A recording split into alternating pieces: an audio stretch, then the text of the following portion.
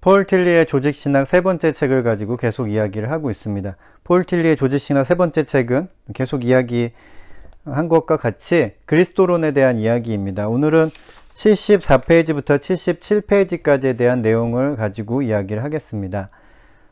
제목은 소외와 죄이고 4페이지밖에 안 되지만 죄가 이제 들어간 부분이라 할 이야기가 참 많습니다. 죄란 무엇인가? 이거부터 이제 좀 생각을 해보면 좋겠죠. 네, 우리가 이제 죄에 대해서 이해를 하는 것은 뭐냐면, 죄는 내가 뭔가 잘못한 것, 그러니까 행위의 관점에서 주로 이해를 합니다. 그러나 이제 틸리는 이런 식의 이해가 잘못됐다고 이야기를 하죠. 내가 잘못한 것은 내가 무엇을 잘못한 것이냐면 어떤 도덕법을 위반한 거죠. 도덕적으로 올바른 행동이라는 것이 있는데 그것을 위반한 거. 뭐 예를 들어 물건을 훔치면 안 된다. 이게 일종의 도덕법이죠. 근데 그것을 위반한 것, 그것을 이제 죄라고 할 수 있습니다. 다른 사람을 때리면 안 된다. 일종의 도덕법인데 다른 사람을 폭행했다? 이러면 이제 도덕법의 위반, 그게 죄라고 하는 거죠. 물론 이것도 죄입니다. 네, 죄이긴 한데 틸리는 이제 죄를 이런 식으로 이해를 하고 정의를 내립니다. 죄는 어떠한 행위를 죄로 만드는 법에 대한 불순종이 아니다. 죄는 하나님과 인간들과 자신으로부터 소외되어 있는 인간 소외의 표현이다. 인간이 소외되어 있기 때문에 그거에 대한 표현으로 죄가 발생한다고 하는 거죠. 그러니까 죄에 대한 온전한 책임을 내가 다 져야 하는 건 아니에요. 왜냐하면은 인간이 소외되어 있는 상태로 인해서 내가 죄를 저지르는 거기 때문에 그런 부분들이 많이 있기 때문에 죄에 대한 책임을 100% 다 내가 져야 하는 것은 아닙니다. 그런 의미가 이제 들어 있고요. 그래서 이제 이 부분의 첫 번째 문장을 이렇게 시작합니다. 실존의 상태는 소외의 상태이다.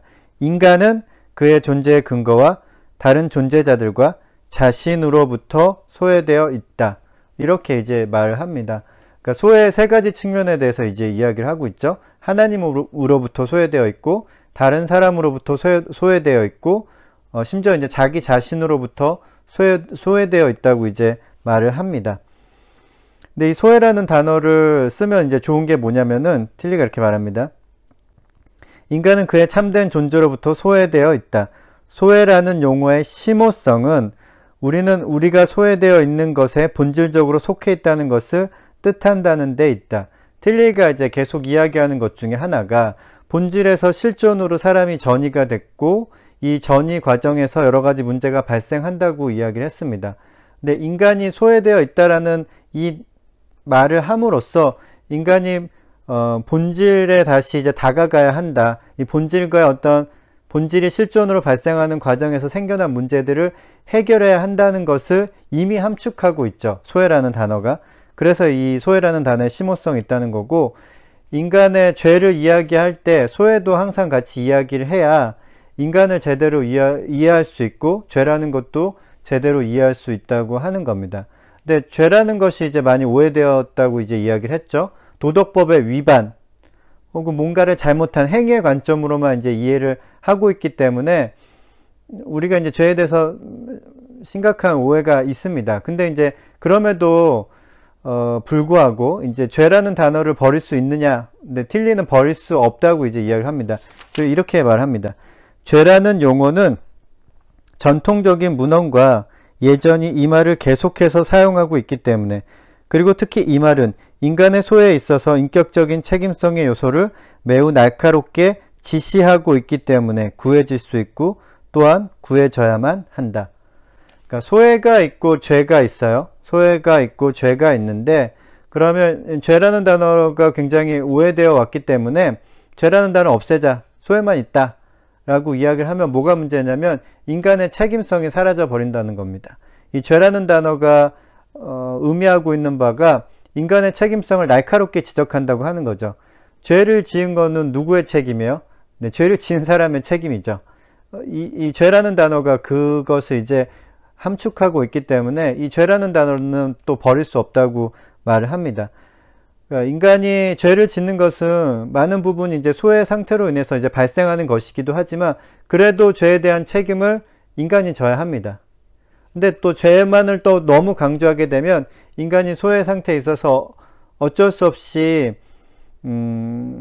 어떤 죄를 짓는 경우들이 생기는데 그것을 너무 무시할 수 있다는 거죠. 그래서 이 죄만을 강조하는 것이 아니라 소외도 강조해야 하고, 이 죄를 이해할 때 소외와 함께 이해해야 한다고 하는 겁니다.